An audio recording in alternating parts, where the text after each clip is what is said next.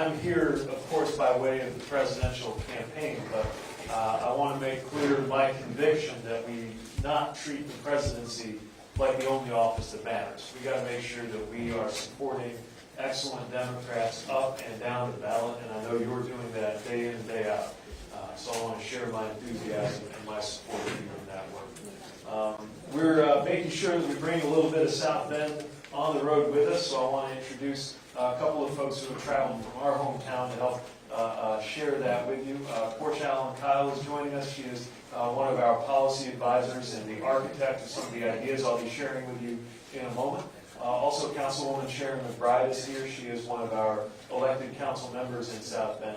And I want to make sure I wasn't the only South Bend person in the room sharing our community story. So I hope we get to know them as well as our fantastic team. I know that we're set up so that we can really have a conversation, so I'll try to keep my introductory remarks short. Is there anything you'd add, Chair? Yes, before you begin, Yes. I don't know how to look our mayor.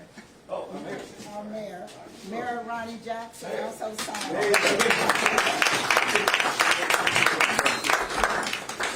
Glad to have you in our city. Yeah. Oh, you're rude. Give me a chance to talk, so I'm talking. Well, I'm glad to have you here in our city. Like she said, you first candidates come here. That means a lot, and that compares a lot of votes. So we're glad to have you. And I heard a lot about you from certain people that's here tonight. Say you're a good man, you're a smart man. You know what you want to do for the country. So, and I'm a military man and retired. So I'm glad to have you, and anything that we can do for you, and I guess we're going to do something for them, right, Ms. Chen? And it just means a lot for a person that's running for president to come here. And that's going to carry a lot of our Democratic votes. And like you say, we are, what, blue? Lewis County in the state. Glad to have you. Thank you. Thank you very much, Mayor.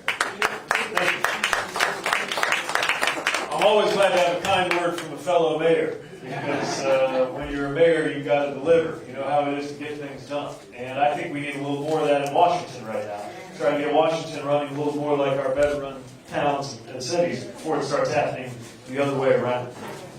And what I'd like to do is share as quickly as I can why I'm running for president, and then we'll have a conversation about whatever issues are on your mind. But first of all, I want to let you know why it's so important to us to be the first campaigning here among you. Because I think that we've reached a point where folks don't always hear from national Democratic candidates, especially in rural areas and in smaller communities.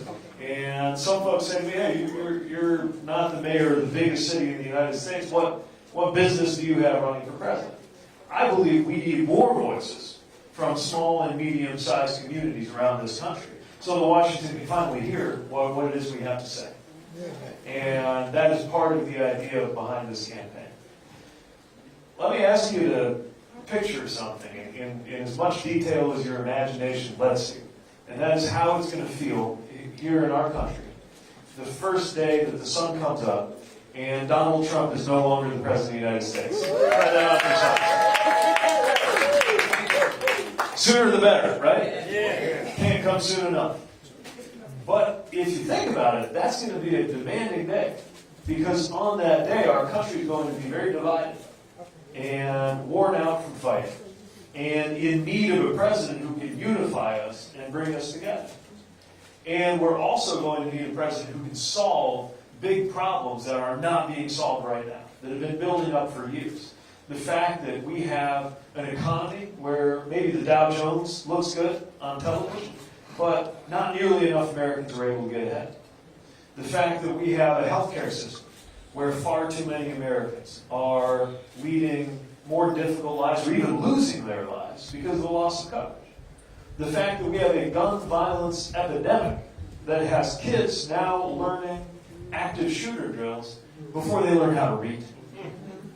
And issue after issue crying out for action. So the reason I'm running for president is to be that leader who can get America going on those big issues, to undertake bold action.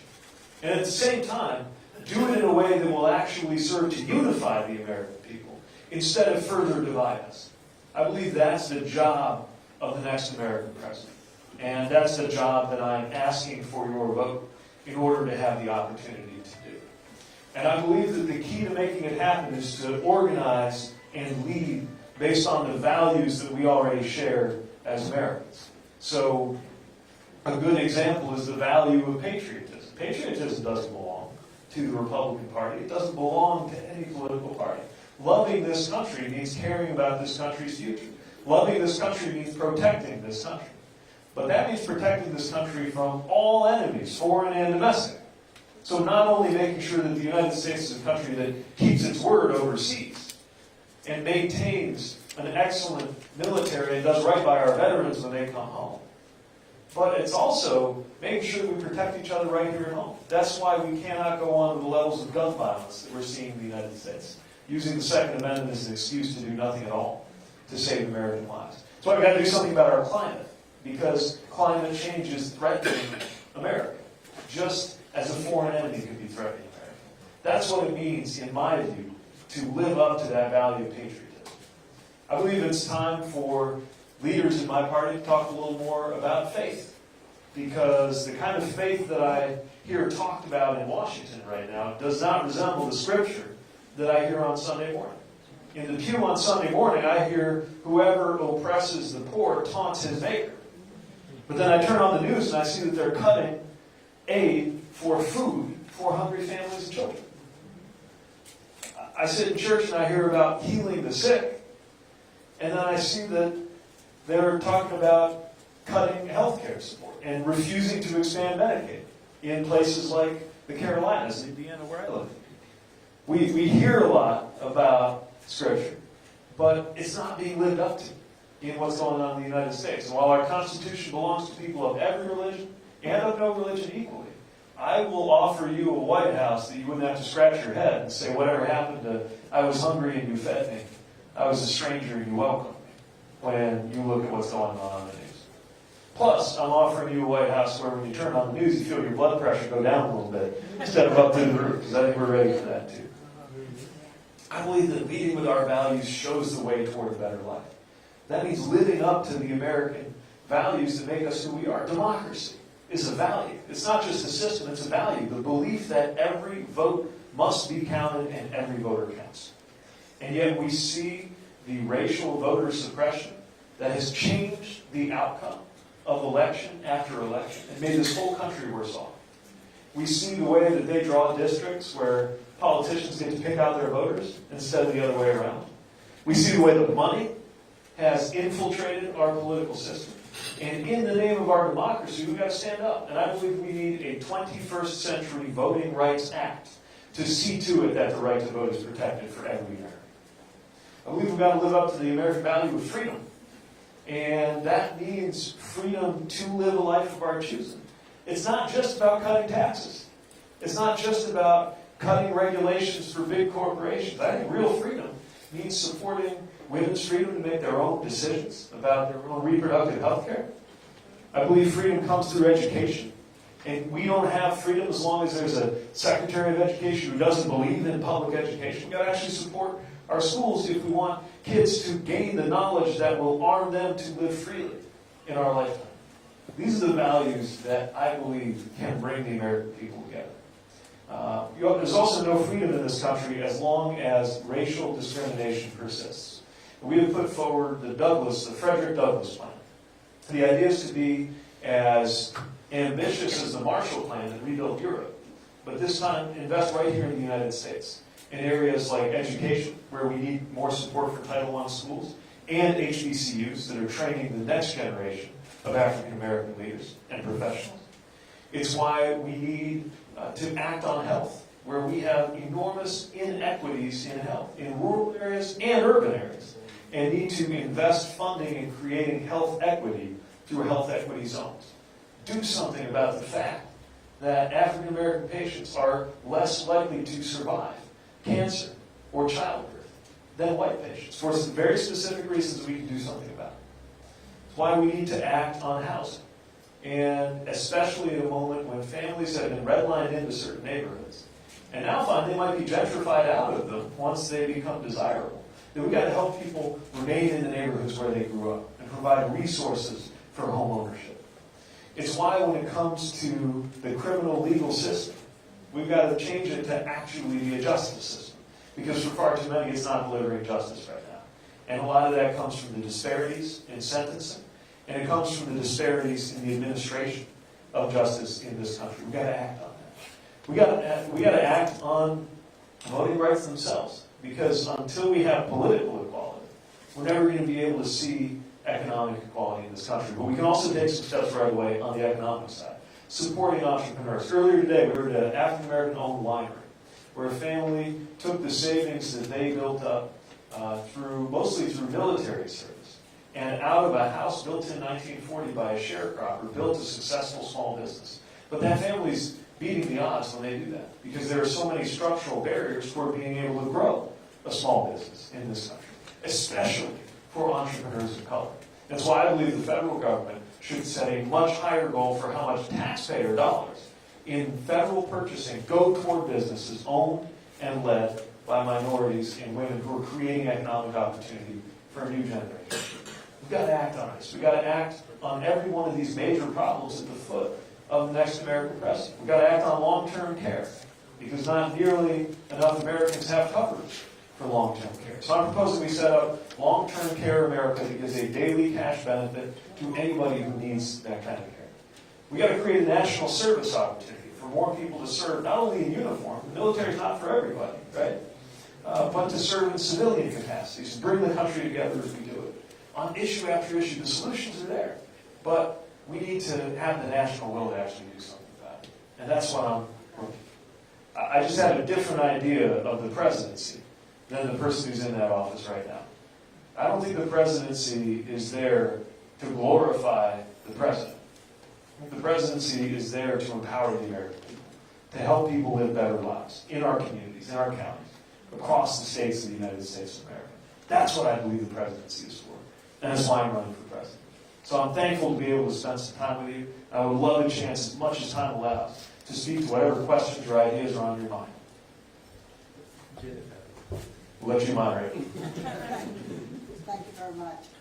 One of the things that you mentioned was the voting rights act, that you wanted to do something about that. And, you know, that's very dear to me, because when I was 16 years old, I worked to get as many citizens in Allendale registered to vote as possible. And I went to jail, and I went to jail twice. And at age 16, and in fact, I was in jail. President Lyndon Johnson was president, and he did not want anyone in jail when he signed the Voting Rights Act.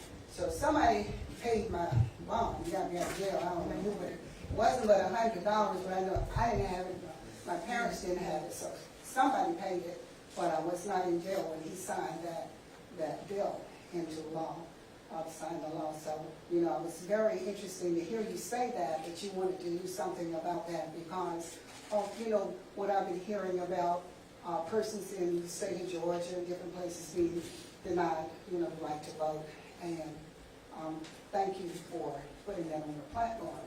But another question I would like to ask a councilwoman from South Bend, Indiana. Could you tell us some of the things that Mayor Pete has done in South Bend to benefit the citizens in your city? Well, some of the programs that he has in place, what he has done. You know, because I really want to know, what is it that you can do for us if you become president? Because although we vote, and we go out and vote in full force, everybody forget about us. They don't come back anymore. We don't hear anything from anybody anymore. We don't do anything but little Allendale. So that's the question for you. What is it that you will be able to do for the citizens of Allendale County, South Carolina? What can you do for us as President of the United States? Can you help us? And we have many challenges here, you know, in our school system, employment. You know, we have many citizens that catch a bus to Hilton Head in the morning. They get up at 5 o'clock and leave their children at home that has to go to school. And they catch a bus and they go to Hilton Head to work, and they don't get back until 7 o'clock at night. So the children are left home by themselves all day. And that's because there's nothing for them to do in Allendale. There's no jobs. So they have to travel to Hilton Head. And because they don't have transportation, they drive on a bus to Hilton Head. So that's the question that I have for you. And of course, I forget your name. But could you share that with us, please, before Mayor Pete speaks? Thank you very much. Sure.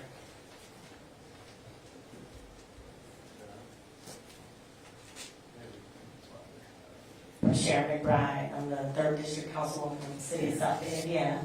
Some of the things that Mayor Pete has done before even announcing his presidency, and I think what's important for people to know is what he can control get done as far as the minimum wage in South Bend. For all city employees, he implemented a $10.10 an hour wage for all hourly employees, and for all full-time employees, $30,000. So that equates to about $14.46 an hour. So it's not quite in the $15 an hour, but he's taken steps to make sure that people had a decent, livable wage in the city of South Bend. So those are things that we passed in council. And also, intentionally, he had a disparity study done in 2016, I think it started. And out of that study, we just got the results probably about 60 days ago, talked about the results, and we weren't surprised of the results about, disparities in neighborhoods and inequalities for women and wages and minorities. So we intentionally, as council, went to neighborhoods with the administration and talked about housing and economic development and education and empowerment. And from that, we have put money in the budget for funding to be in neighborhoods, to build, and in my district, specifically housing. We have already broke ground. We sold 2 houses and built 2 houses in my neighborhood. We also have broke ground for 2 additional, and I think within the next 18 months, 11 more houses will be built directly. So we have a community center that's coming. So he's been intentional with providing technology and Wi-Fi in neighborhoods of low income for everyone to have access to education and the internet who may not be able to ride a bus or transport to different places. So one of the things, minority and women business, we passed an ordinance as well to make sure that we have minority women having businesses and an opportunity to thrive and have a decent quality of life. So those are just a few examples, and I can talk more in detail that what he has actually done in South Bend, the things that what he can do nationwide. All right, thank you. And Mayor Pete, before you speak, is something else I would like you to talk about, because I just want to know for myself. I listen to the news all day. I'm tired, so I can do that. I listen. That's the only channel my TV stays on. It's the news channel all day, so I hear everything. And but I've been hearing a lot about, and I have to ask you this, okay? I hear a lot about you don't have support from African Americans, and I just want to know why. You don't have that support, and where did the news media get that idea from that you don't have support? Now, let me tell you something about Allendale, okay? In Allendale, South Carolina, we have black and white Democrats. It's not just blacks. As you can see, we have white people here too. Okay?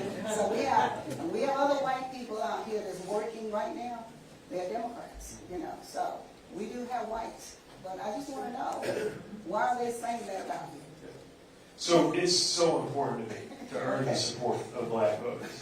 Now, if you look on the last poll that came out, I think there were 2 candidates who had double-digit support among black voters. All the rest of us are 5% or less. But I don't think that's permanent. I think that if we go out there and earn support, answer the questions, share who we are. Look, I'm new on the scene. I get that. And in particular, I know a lot of African American voters have felt not only kicked around by the Republican Party, but sometimes taken for granted by the Democratic Party. That knows how to come to church just before an election, but doesn't always come back and engage the community when it's supposed to. And so I know that as somebody who's new on the scene, I got to earn that trust. We got to have those conversations. We've got to share our own city's story, where we have had the good, the bad, and the in-between in terms of the life of our own city. But I also believe that this is the right message for our country going forward. And to get to your first question, I should share that it reminds me of our community in a way. Our community is a little bit different. We were one of those auto factory towns. Studebaker. Have you ever seen a Studebaker? That was made in South Bend. All the way up until 1963. And the factory shut down. And 50-some years later, we're still feeling it. We're still feeling the effects. We lost thousands of our people. And so when I grew up, the message that I took, I don't remember anybody ever saying it, but I remember feeling it. The message I got was, if you want to succeed, leave. Get out of your hometown. Go away from where you grew up. Go somewhere else. That's where the opportunity is. And that's what I did. I left. But as soon as I left, I began to realize I was from somewhere. And that I cared a lot about my home, more than I had understood. And it's one of the reasons I knew that I had to come back and make myself useful in my hometown. But also, I saw what could happen when we teamed up to get things done in our community. So after years of shrinking, our city began to grow in people. Our city began to grow in jobs, thousands of jobs. We cut the poverty rate. We cut the black poverty rate by more than half, faster than the state did and faster than the country did. Doesn't mean we fixed every problem. I can't say we've completely ended any of the biggest problems that a community can face, but we made a difference. And the reason I'm mentioning that is because I know what it's like to feel like your community has been left behind. And so many communities now, so many parents I talk to, and grandparents, are asking that question, will my kids or grandkids be able to stay in this community where they were raised? And if the answer is no, that's a terrible thing to think about. But the answer doesn't have to be no. We have to make sure that communities of different sizes and different incomes and different demographics have the chance to grow. And part of that's about jobs, sure, but part of it's about health care. And part of it is education and making sure there are good roads. This is what we have to do in order to make sure that everybody in our country can thrive. And because our city faced some of those same questions of whether success meant you had to leave, or whether we could create a way for folks to succeed right where they came from. That's why I'm motivated to make sure, not just before the election, but in between elections, that we're delivering for communities like this one. Mayor Pete, can I ask for that to be a witness to some of the things? One of the myths is that he doesn't have minority support. If you look at the statistics and the math, I believe in your re-election, you got 80% of the votes. And of that 80%, you have a city of South Bend of 40% minority. So minorities also had to vote to get Mayor Pete elected. So a lot of things that you're hearing on the national media and a small portion of people who are negatively talking, that's their reality and maybe their truth. But my experience of being on the council has not been that. And secondly, just in 2011, we were considered a dying city. Now you come to South Bend, we are vibrant and thriving and have jobs and building homes. So those are one of the things I just wanted to answer to, be a witness to some of the good things that he has done.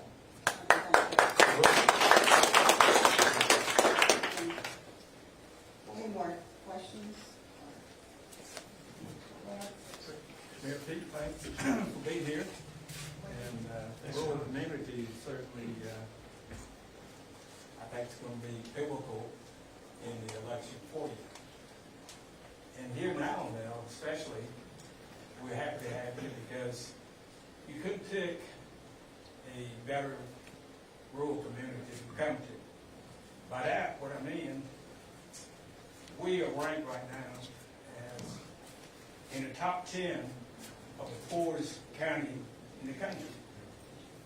So, as Willow mentioned about some of our citizens moving daily, working by bus, transporting, looking ahead, that's just one example of what we're doing here in this rural community.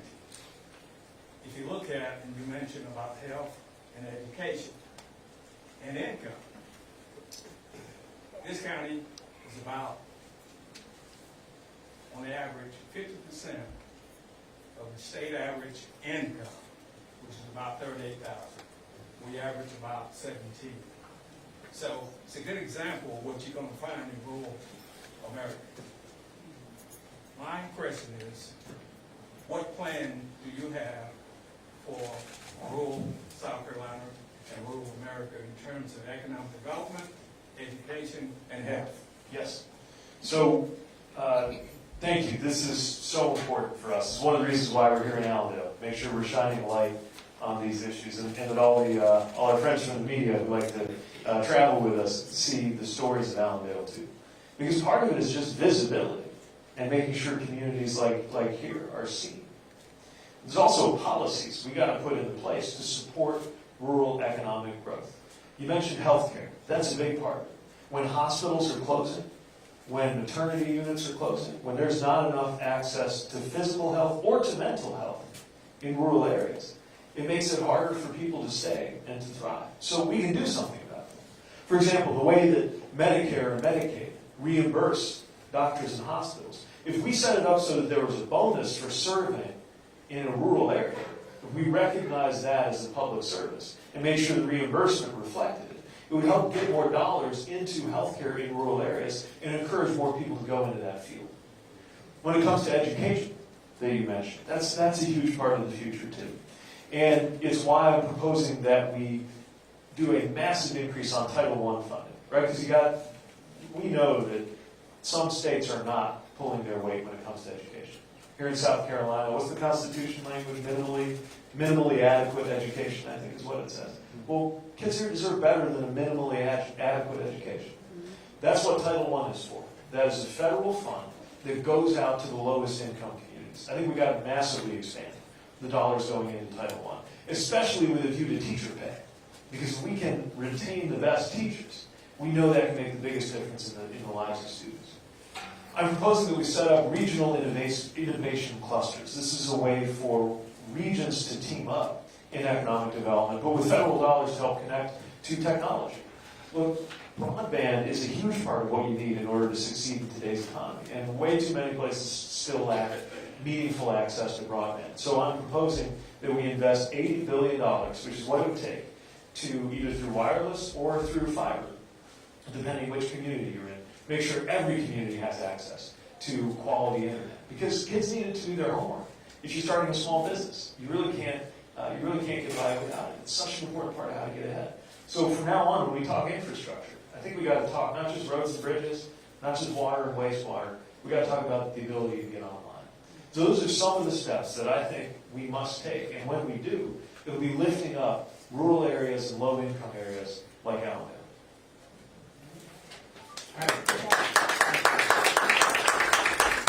Mayor, welcome to our town. Thank you. My interest is a national interest, and we can look around, we can see there's an aisle here between the Democrats and Republicans. There's a stalemate to the point of whereas they can't get anything done. I'm just wondering, do you have a plan or do you have a purpose on how to get past the I'm a Republican, I'm a Democrat, so we can't get anything done? Yeah, glad you asked. So, as a Democratic mayor in a Republican state, I wouldn't be able to get much done at all if I hadn't learned how to work with people with different views and people from different parties. Doesn't mean pretending we agree. Doesn't mean watering down our values. When they do something that's wrong, especially this president, we got to call it out. But we also can't get so caught up in the fighting that it's like fighting is all we have. And that's where I think the best thing we have going for us right now is there's a strong American majority to do the things that we're proposing. You wouldn't know it, but something like a higher minimum wage, for example, that we're calling for. Most Americans want that, even in conservative states. When we talk about reforming the criminal justice system, or when you look at immigration reform, common sense gun law, even Republicans and gun owners believe we ought to do it. The strange thing is, even when something has a majority support among the people, it can't seem to get a majority in the Congress. And that's because I think we have more and more forces pushing people to the extremes there, especially the way that money in politics works, and the way that the Republican Party no longer even speaks for Republican voters on some of these issues. I think we've got to come back to the issues themselves, not about the personalities, not about the parties. but about what it is we're actually planning to do. Now, it's hard to talk about issues in the Trump era, right? Because all anybody can think about is what the president's up to, what the latest tweet was, what the latest lie was. And it makes it harder for us to cut through all of that. But I think the job of a candidate for president is to cut through all of that, talk about the issue. Because we can build that majority to reform healthcare, to deliver better working conditions, to build up labor and education.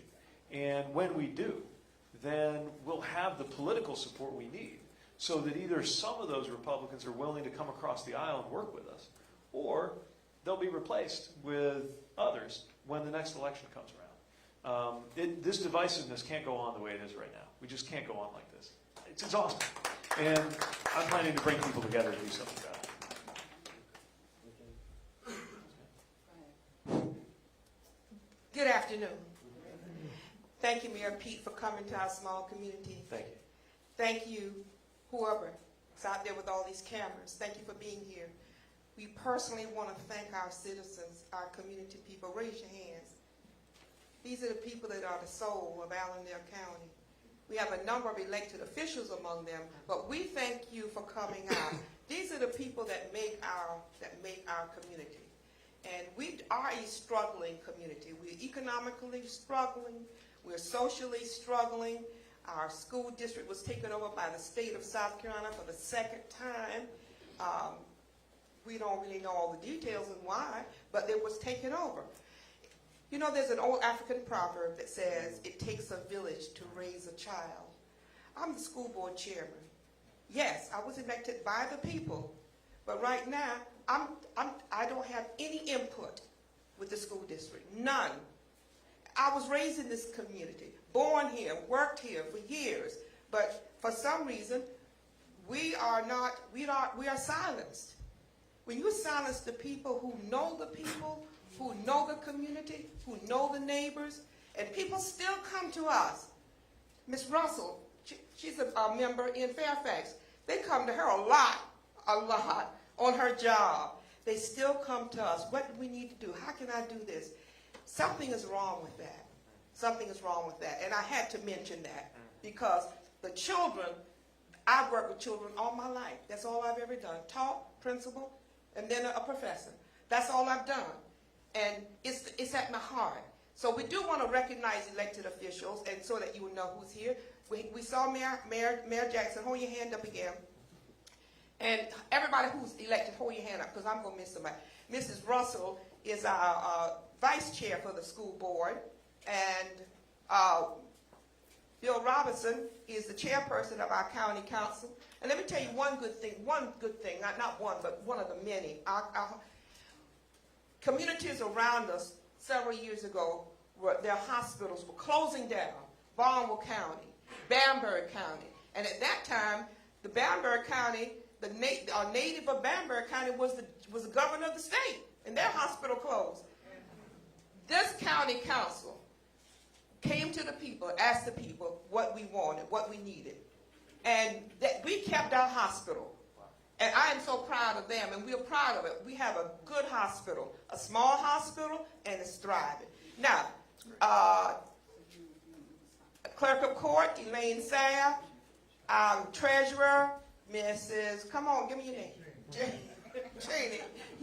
I'm old now. Okay, anybody, who else? Oh, Mrs. Elizabeth Gooding, board member. Crystal Isham, auditor. Crystal Jenkins, auditor. Thank you so much. Crystal Issue. I'm Jenkins. Other elected officials. All right. We have our administrator here for the county. Town administrator, that's right. Mr. B.B. Humans, all right. If I missed anybody, take it for love. But we are so glad you were here, and I think one of the things that we were excited about you coming. Someone asked me earlier, what does it take to learn, to give him a chance? People who we can relate to, and you don't have to be black for us to relate to you. You don't have to be whatever. It's whether you had the kind of experiences that let you know what small communities go through, especially communities such as ours. So at this time, I'm done. Do I need to do anything else? I appreciate it. Thank you so very much. All right, thank you very much. Okay, at this time, we're going to allow Mayor Pete to walk around and meet and greet you. And if you have any questions, before we continue, is there anyone else? Because I don't want to overlook anyone. We're glad to have him here. Thank you, Mayor. Don't forget the short and swallow for you, too. Our attorney, Elizabeth Gooding, would like to say something to you. I would just like to ask you, because I know that one of your signature things is your environmental Yeah. the things you're really gonna, this, I'm sure you saw as you rode in, and what a beautiful place we are. That's one thing no one ever argues with us about. In fact, so much of the land now is taken over by people who come and they can afford where many of our local people can't. They own it, they buy it, or they rent it for hunting, and it's pushed a lot of locals out of that. So we have these beautiful natural resources here. What would be the first thing that you would do? I want to ask you that. And very much related to that, what's the first thing you would do from an environmental standpoint? Because, of course, this president has just done the most. I mean, he's pretty much erased everything that President Obama did, who did such wonderful things to protect our environment. What's the first thing you do? And then very much connected to that, I'm worried about the fact that our government's been purchased by billionaires and Citizens United, and what you would do, if anything, what can we do about that?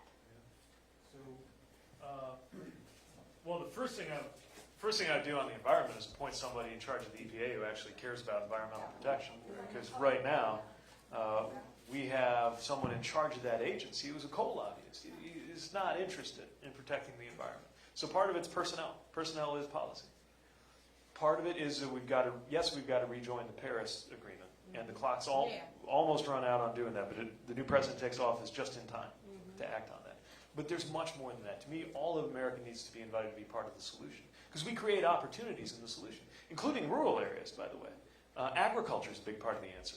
If we get soil management and cover crops right, every part of American society has to be part of it so that we actually stand tall and take pride and create jobs in the process of dealing with the climate crisis. And it's a crisis. I mean, our town has had emergent. We have once-in-a-lifetime floods, twice in 2 years. And by the way, how is it that when there is an environmental crisis, it usually impacts low-income families and black and brown families the most? And that's happened in our city, too. So there's a question of justice here. On Citizens United, the reality is the current courts say that the Constitution means that dollars is the same thing as free speech and corporations are the same thing as people. I don't believe that. But if that's really how the courts are going to interpret the Constitution, I think we ought to have a constitutional amendment to clear that up. Look, that's why the founders invented the process of amending the Constitution. And I don't think that's impossible. They amended the Constitution so you couldn't buy a beer. Surely we can amend it to protect our democracy. And if that's what it takes in order to put an end to Citizens United, then even if it's going to take years and years to do it, we ought to start that project right now. Thank you. I know that you got to leave here and go to South Carolina State. Jarvis is about to have an easy fit over here, so I have to calm down. But Dr. Siren here, you talked about the Constitution, where he's kind of an expert on that. Dr. Siren, would you like to say anything? Your political, Dr. Siren? Hardly call myself an expert. I do have a question. I want to see the presidency restored to so that it has the aura and dignity and recognition it used to have around the world. Yes. And I have the luxury of traveling a lot, and it bothers me to see our nation held in disdain and ridicule. So I know you're preeminently concerned with these grassroots issues, but tell me your image of the president as the leader on the global scene. So when I was overseas in the military, I could feel the extent that the flag on my shoulder commanded respect. Just the idea of the United States of America commanded respect from our enemies as well as our allies, and it mattered. that the U.S. was known to be a country that kept its word.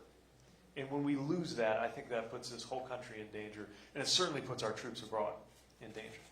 And so from that perspective, it is so important to me that our presidency command respect too. When the president was speaking at the UN, we saw the world leaders looking at the American president with a look of pity or contempt in their eyes. And it hurt as an American to see that. And so we have got to restore the credibility of the United States. A lot of it's in what you don't do. Just having a president who doesn't act in an undignified manner or an abusive manner. But a lot of it's what we do. And to the extent that the United States has seemed to lead the world on issues from climate to dealing with stateless terrorism to global economic development, because the world still needs the U.S. as much as everywhere, any time. It's just that it can't be any old America. It's got to be the America that is holding to our values. And that's part of what I believe the presidency is for. And if we trust that office in the right way, if we lift up that office in the right way, the president becomes a walking symbol of the credibility of the United States of America. Just like a mayor is a walking symbol of the existence of a city or a town. That reminds all of the residents, even if they have nothing else in common, besides the fact that they belong to the same town. It's the same thing for the country. Even when you disagree with the president, you can look on the president and be reminded that you belong to that same country. That's my vision for what the presidency is for. In policy, yes, but also just in terms of its symbolic weight. And it's an obligation I take very seriously as somebody who, when I was in uniform, trusted that at the very top of the chain of command that I was in was an office that could be relied on, even when you disagreed with the decisions made by the person in there, to earn that kind of respect and command.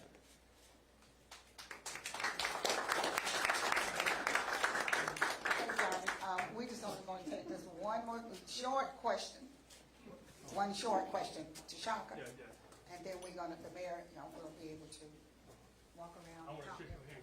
We are very honored to have you here. Thank you. And I'm very honored to meet you personally because I'm a military man like myself. Thank you. And like you said earlier, you just came on the scene, you're fairly new. And I really didn't know who you was, and I did some research on you, and I was just blown away by your resume. I think it was a Rhodes Scholar, Harvard Kennedy School. Your father was professor at Notre Dame for 29 years, and I was just blown away. But my question is, you come from a small town, South Bend, and the last 2 years I've seen like an escalation of young people dying through gun violence. And what's your plan or platform to try to curb that in small rural counties? Yeah, so we've experienced that in our community, and you're right, a lot of times it's young. The victims are young, and a lot of times the person behind the trigger is young too. And by the way, gun violence includes suicide too, and we don't talk about that enough. So there are a lot of excellent community-based efforts that are going on. I'm proud of what we're doing in our city too. But I think local officials have a hand tied behind their back. As long as we're being told that the Second Amendment is an excuse to do nothing at all on common sense gun laws. Look, most Republicans, most gun owners agree. We ought to at least do background checks and red flag laws when you know that somebody's a danger. Close the Charleston loophole where if the background check doesn't come back in time, you just give somebody the weapon. We never do that when we're hiring somebody. Why would you do that when a weapon is in play? And if we take those kinds of steps, it won't prevent every tragedy, but it will save thousands and thousands of lives. And the American people are ready for it. It's just that issue of Congress being captured has prevented Congress from reflecting the will of the people. So I believe we need to take those steps right away, in addition to supporting what might be a deeper issue, which is the issue of belonging. I think people sometimes turn to violence for the same reason people turn to addiction, that there is a sense of not belonging right now in our communities, in our country, in the future. And I think part of what the presidency can do that's good for the safety and the mental health of our country is to build up that sense of belonging so that everybody who's ever felt some kind of exclusion sees where they fit in the future. And I know that doesn't sound as tangible as the policy things, but I think it really matters. And I think we're suffering as a country because we don't have that message coming from the White House today.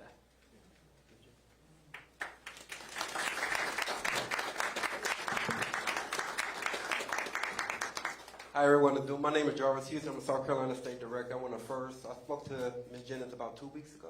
She put this event together in 2 weeks. Give her a long round of applause. So the mayor's headed to South Carolina State, but he wants to meet and greet everybody individually. So thank you so much. And again, thank this Black Girl Magic, Miss Jennings.